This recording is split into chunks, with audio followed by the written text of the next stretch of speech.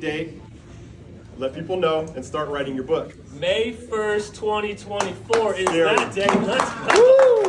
Gary. So that was mine. How about you? Oh man, honestly, this is about 5 years of full-time coaching put into what I hope is a coaching resource and an experience. So that's been the goal, is that this is an experience. I think all of our books have community on the other side of them, which I think is really unique. And you guys may not know this. I want to hear your origin story here in a second. But we went through this process together. And so we had one of those moments that is just transcendent. And we were talking out here about books, and I was sharing about mine. They're like, actually, I finished my book too. I don't know what to do with the manuscript. And then Burke's like, actually, I finished my book. I don't know what to do with the manuscript. And I'm like, this is too weird. We got to chat. We walk into this conference room in a Gather special right there, and it was like, feels like we should pick a launch day and do this thing together. Have you ever heard of that? Nope. Have you ever heard of that? Let's do it. And so we went through this process. These guys' first books also, guys, it's a huge accomplishment. And the fear, the trepidation, pushing against that, to have a community, to be able to go through that together has been incredible. So I'll share for just a few minutes. I'm actually going to have somebody time us so that we don't go over, because I don't trust us. Burke, where was the origin? Should not trust us. Yeah, the origin of the book. Yeah. Yeah. Not of your life. That'd be Yeah, too that's, weird, too long. You know what? 6 years ago, our ministry burned down. We were burned out. Our marriage nearly burned down, and we moved back to the States to save our marriage. And that's really where all this birthed from. But it wasn't until a year and a half ago that I realized I've got to get this to pen and paper, because other men need this model. So good. So much more there. Going to get to hear from them. I'm going to break the ice first. And I'm going to start with a story. There are two stories that have deeply marked me. And I've heard plenty of these stories before. I'm not sure why these two, but one of them, I'm meeting at Panera right down the road, which is not my favorite place to meet, by the way. But I'm meeting at Panera. Normally it's a local joint. And this guy sounds like he's killing it. And I'm like, man, I think this guy just needs to mentor me and everybody else I know. He's at the top of the world. Things are going great. And I tried to email him a few weeks later. Couldn't get through to him at all. And I said, somebody, hey, have you seen that guy? And they're like, actually, he moved back to the South with his family. Things haven't been going well for some time now. Gone. Like, his organization dissolved in 2 weeks. And I sat across the table drinking coffee with this guy, talking about life, and I had no idea. And there's a family behind that. There's a lot of pain behind that. The second story for me is a guy, and I'm not going to share his real name, but I had the opportunity to coach him. He called me and he said, I think I'm pretty tired. I don't think it's good, but I think I need to take a sabbatical. After talking, it wasn't really a sabbatical. It was an emergency SOS period in his life. And after walking him through coaching and through the process and leaning in hard with him, and again, fear and pain and tears and all of that, about 9 months later, he said, I think this saved my marriage. And I'm like, that is why I do what I do. Now, when you get healthy, you reach sustainable impact. It just happens. And to watch the sort of the roots of his life be nourished, and then to watch things take off again in his life, and to watch things happen. This guy, by the way, is incredibly gifted, had led a large organization, and was literally just depleted and burning out, but he didn't know it. Because that's the trick about burnout, is that we're the last one to know it. It's this trick. And I was actually talking to some of you about it, and there's something that is rooted inside us. It's actually an identity issue at the heart of that.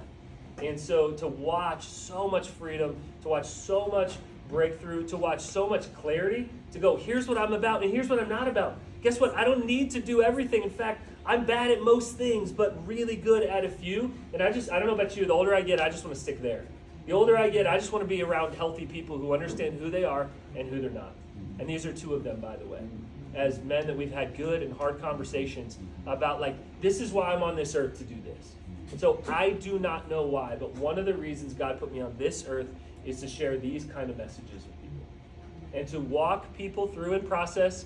It's not an inspirational speech and you got it. That'd be awesome, Stu. I don't know how to do that. If you guys do, please let me know. I don't know the switch for it. There's no easy button.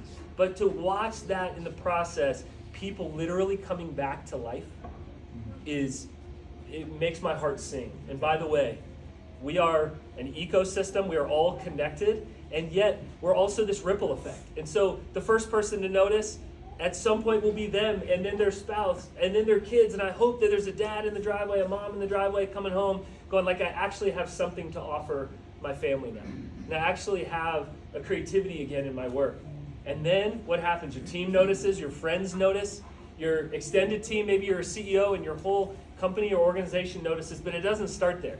It starts with us. And so this is not pointing fingers. This is not me saying, I'm an expert in this area. This is me saying, these are thousands of hours invested into leaders. Not this is a cool idea, but these are beautiful stories. And I've seen these principles work. I believe in dependency, or excuse me, not in dependency, in empowerment, not dependency. Yeah. Dependency would be, you need me. I'm the secret sauce and I'm going to help you. I have a temporary role in people's lives. And for you reading the book, about 6 hours is my role in your life. I may give you a fist bump. But in those 6 hours, I hope to deliver an experience that's actually about empowerment. To say, Ron, you've got what it takes. Josh, you've got what it takes. Karen, you've got what it takes. And you can actually walk through these principles. And so read it knowing that I start with this big problem. It's kind of a bummer. Like, honestly, the first 2 chapters, like, we have a problem, all the way down to more hopeful and more practical. You're laughing, Chantel, because you're like, that's a tough start to a book, right? It is not a crowd pleaser. But as I move, it's 2 to 5 page chapters, little bits from along the way, things that have resonated with a bunch of leaders. And so I'm going to speak on behalf of me and these guys. People say, well, how can I support the book? Honestly, some of you have already reached out saying, it mattered to me. This chapter was helpful. There was a mistake here. Thanks for that as well. Appreciate that. We're not perfect. Our teams aren't perfect. But honestly, when you buy a book and you buy a book for a friend, you support local artists like us. And these guys brought money, time, energy, all of that out of their own pockets because they believe in this message. Friends, writing's too hard. You don't write a message that's a good idea. You write a message you will burn for a decade. Yeah, man. So I promise you this, I will burn for this message for at least the next decade. And so if you know a friend, please introduce us. If you have somebody that wants to get this message out on the podcast, even if it's not quite in that zone, I promise you somebody listening is in a bad spot and needs to hear this. And so that, my friends, is how you can support us. Give it to a friend. That is the best proof that it matters to you, is that you would hand it to somebody else. We don't know where these seeds are going to go, but I know that there are some holes waiting right there for these seeds to be nourished and grow up. And so with that said, why don't you take it away, man? Give us a snippet, a 5-minute snippet. Alex, you may have to throw us on the timer over there. I'm just going to say that's too much fire. Stop it. Yeah, right? Stop it. Like what I'm supposed to do now. Bring my own fire, I guess. So I'll start here. When I was in high school, what would I have given? You know, I'm a freshman coming in. I'm awkward. I'm nervous. I'm insecure, depressed, sad, all these things. What would I have given for an upperclassman or a junior or a senior to come over to me and say, you know what, you look like you got potential, right? Like, let me tell you how things work here. Put their arm around me, invite me to things, point me, introduce me to people, put me in the right direction. Like, what would that have been worth to me? I can't even put a price tag on what that would have been worth. Like, and to believe that someone actually cared about me. You know, in my upbringing, and my brother's here, and he'll testify, like, we didn't think we were anything, right? Like, we truly, and I bounced this off. I was like, Jimmy, was this true? Like, did you? And we were like, yeah, we didn't feel like we were anything or ever going to amount to be anything. And through an incredible process of life, and through key people at key moments, that changed. That sense of predestined failure changed for me. And so, you know, that's my fire, is to speak to that freshman, right? That freshman who thinks, I don't have any value, I'm not worth anything, I'm never going to be anybody, and to begin to draw out the gift that is in that person, because I believe that we each have a unique design.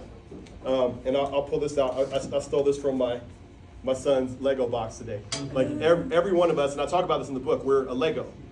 We're this weirdly funky shaped Lego. And sometime in your life, you weren't the right piece for somebody's, what they were building, and they made you think that you weren't worth anything and that something was wrong with you because you weren't the shape that they wanted you to be. right? I'm not even going to say show of hands. I'm going to assume all the hands in the room, right? That's what life does to us is we think, okay, there's something wrong with me, as opposed to taking the time to understand my unique design with its strengths and with its weaknesses, and then to learn to embrace it for what it is, right? So I'm not this Lego, trying to be this Lego, right? But then I can start to interlock with other parts to build beautiful things because I understand the value of my piece and my shape, and I understand the value of my brother's shape. And to be honest, this whole process has been that for me. Like, I've been living the book as I've been writing it, because I've got a brother, Alan's got a funky shape, right? His shape is, it's a funky shape human. Like he sees potential and he says, I'm going to call that forth and I'm going to be a catalyst for the potential of that Lego piece that I see in front of me. Well, without that, this book would not exist. I can tell you certainly that great things can be accomplished when we begin to interlock with other people that have the complementary shapes that we need. And so I'm gonna kind of transition a little bit from here, like what's got me thinking right now, like post the book, right? Since I've written the book, I've had such incredible feedback, incredible interactions, people sending me pictures of them reading their book in a lawn chair, and it's the most amazing feeling. And so now I have to think about where do I go from here, which I don't know. To be honest, I wasn't planning really past this point. I get to be here with my community and celebrate and have this smile that comes out of my soul because I can say this was accomplished. And I get the beauty of knowing that I could not have accomplished that alone. That actually doesn't degrade what was done. That exalts what was done, right? Because I can look out and see the faces and say, oh man, I remember the encouraging word, right? Like I remember Vaughn's smile, you know what I mean? And I remember Reed, like cheering me on along the way. And Casey, this brother, you got to know Casey, man. The man is wise and makes you feel like you can do anything. And I could go around the room and do this for people that are in this room and say, hey, you are in this book, whether you know it or not, right? And so any book that I write in the future, I'm going to want to use that model of like, I want to harness the power of the community and put that into whatever I write. And so I don't know. I've got a lot of notes here, but I think I'm probably out of time. I'm close. I want to say so much more though.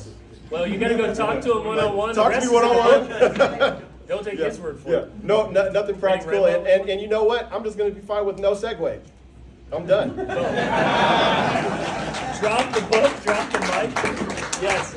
Guys, as we transition over to Burke, a couple things here. These are generous men. I don't want to work with people who are scarcity-minded. I always want to work with people who are abundance-minded. And the fact that these guys are not in to write a book, I can guarantee that. They're already forming and shaping communities that they're already inviting you into through this message. And so do not be fooled. We couldn't have done this alone. And the goal is not to go, cool, here's our book. Let me come speak to your group. It's like we needed you guys and we still need you guys. And that's these guys' message. These are generous men. And I cannot wait to see what some of the future messages are. Because I got to walk alongside of them actually as the publisher as well as a fellow writer in this. And so this is just the beginning of this, friends. Burke, talk to us. I'm going to be mad at myself if I don't say one last thing. Okay. I want to give a shout out to my wife, who's carrying somebody's baby right now, who sacrificed so much to make this possible and who believed in me. And then my kids, who are all here signing books with me, Amara, Jaden, and Elia. Where you at, Elia? Who were materially responsible for so much of the content of this book. Like seriously were. Like to where like we feel like this is our book. And so I want to make sure to name them because I don't want this moment to pass without people knowing that this is our book, not my book. Beautiful. All right.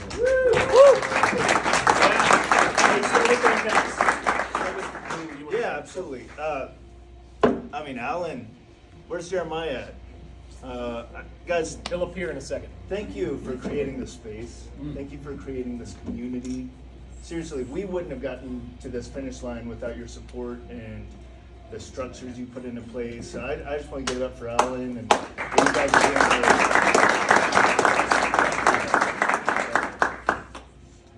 And then my wife back here, I wouldn't know healing without what Jill's brought to the table for my heart and in our marriage, and I'm so grateful. So, yeah. I should have gone first because you guys are great speakers. Stop it. Get me in a small group, I'm good, but this is uncomfortable for me. At the same time, I'm just really grateful that I get to be here at this point and alongside with you two guys. You've really been brothers through the process. So, yeah, thank you. Johnny, I even handed him my transcript. We traded off, and he edited it for me, and that's where I was most stuck. So you really got me out of a hole. Yeah. Thank you. Yeah, we got each other out of a hole. Big hole. Yeah. I finished writing back in May last year, and I kind of gave up until we got together in October, November, because it was like, there's no way I'm going to get past this editing phase without being able to pay somebody $20K to do it well, and you guys really came in for me. So thank you guys. The book, it's called Fire Nights, and it's a men's mental health model. It's communal healing, but really it's my response to the loneliness epidemic. I was talking to a counselor this morning after the community conversations. He said, "Hey, I read your book. I loved it. Thank you. When I meet with men in my office, I'm not dealing with anxiety. We think we're talking about anxiety, but we're not. We're not dealing with addiction. We're not dealing with depression.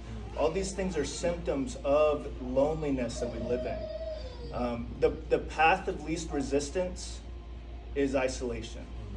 That's why we find ourselves there so often and so easily. Like that's the enemy we're battling. Yeah. And then shame keeps us stuck there, right? Like we'd rather, if people really knew me, they wouldn't accept me. If my wife really knew all my junk, she'd reject me or I'd be alone. Like that's what shame says to keep us stuck as well. So this book really it's just a model for men to get together around campfires and light a cigar if you want or drink whiskey if you want. But the important thing is to show up with your whole self in any kind of context. I don't even care if there's a fire lit or not, right? Like that's just a model. Yeah. But it's about, we need healthy relationships. We need friendships. I need you. I need you. We need brotherhood. We need connection. And if we don't go out of our way for it, then we end up in isolation. Yeah. So that's really the crux of the whole book. There's not really a lot. I'm thinking about sharing about the book, but on the back of the book, this is what I'm really excited about. I want this thing to be a movement. I don't care who reads the book. I don't care how many sales it gets. What I do care about are men who are isolated, and helping them get out of that, and that lifestyle of isolation, which is the majority of our lives, honestly. Even when we're surrounded with people, even when we're in marriage. Often in marriage we expect our wife to be 100% of our emotional support, and that's not healthy. That's too much weight on our wives' shoulders. We need each other. So those are the kind of men that I deeply care about, and that's what I care about. At the back of the book, there's a little scan code to join the community, and it's an online community. It's where somebody who wants to start their own fire night, they could get the resources for it. But more importantly, it's a place of support. Right now there's probably about 10 guys on it. It's just starting real slow, and that's okay because I've got that decade-long perspective. I want to build it up like a freight train. Right now it's just getting the things moving. I just set it up last week, and I hope it's built right to support where it can go. But it already has a culture. They're already opening up their hearts. They're already checking in and saying, "Hey, this is how I'm doing. This is where I'm at with my marriage, and it's hard." And then the other guys come in and they're supporting each other in it. And it's already just a beautiful thing. And honestly, even if you don't read the book, I'd love for you to be a part of the community. I would even love more so to see you guys, any of you, starting your own fire night and just inviting men to your backyard and trading off spots, or a different model of that same thing. If I could say one thing about the model, and then I'll hand away the mic, but there's something really key about the model that makes it work, and it's so simple, and it works in all of our relationships. When I sit down with a man, I do this too, but it's confidentiality. Yeah. So just to say, what's said here stays here. Nobody's going to find out. If you're a pastor, if you're a counselor, if you run a business, nobody's going to find out about this junk from me. Like I don't even talk with my wife about that stuff. Which that could be a debate, right? But I really want to create that safe place for other men, so they can open up and let their heart be seen, knowing that, they're not in danger of it coming back and biting them in the butt somehow. Yeah, man. So that's a really key part of the model, but it works anywhere. I'd love to see that kind of happening in relationships and fire nights, whatever that looks like. If you do have questions, online is good for that, or just reach out to me directly. But yeah, I highly recommend scanning that and joining the community if you can. Yeah. Beautiful. Let's give the hand.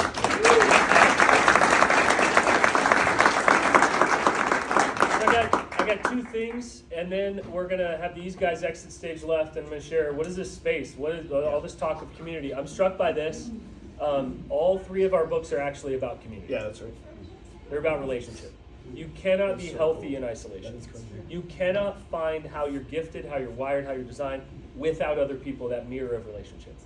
And it would be weird to sit by a fire by yourself forever. No. You cannot find the right perspective and lose shame on your own.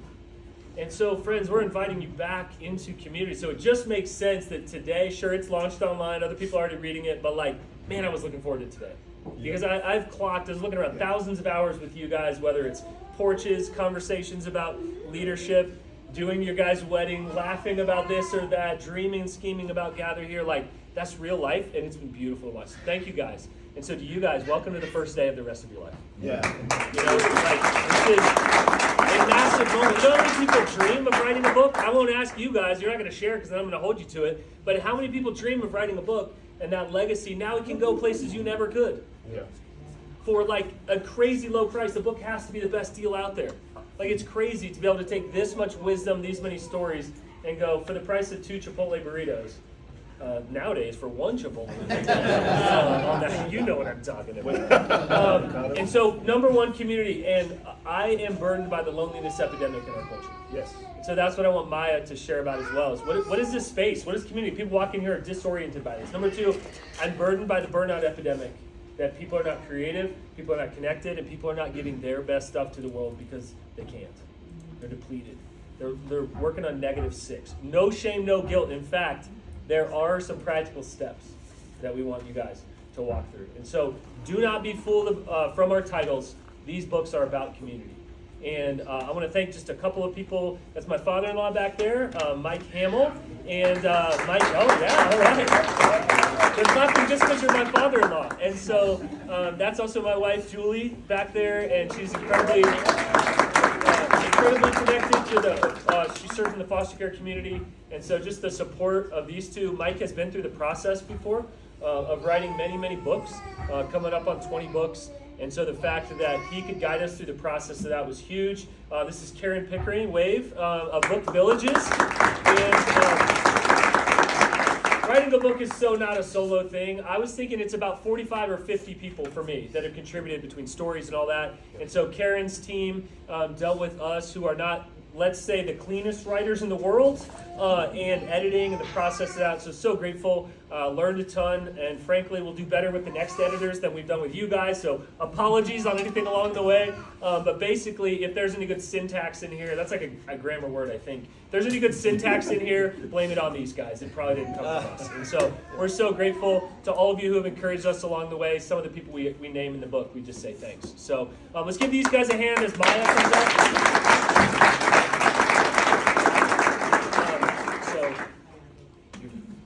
So, So, I was kicking you out. Okay.